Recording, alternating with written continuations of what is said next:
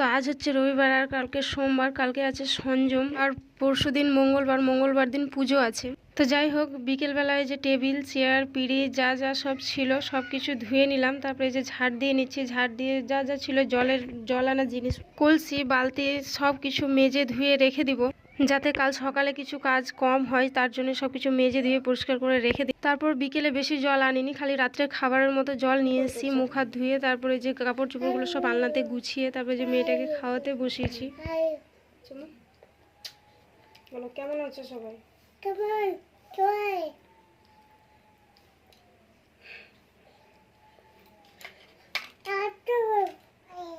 কি মাঝে বাবা মাঝে কই কেমন মাঝে একটু দেখি।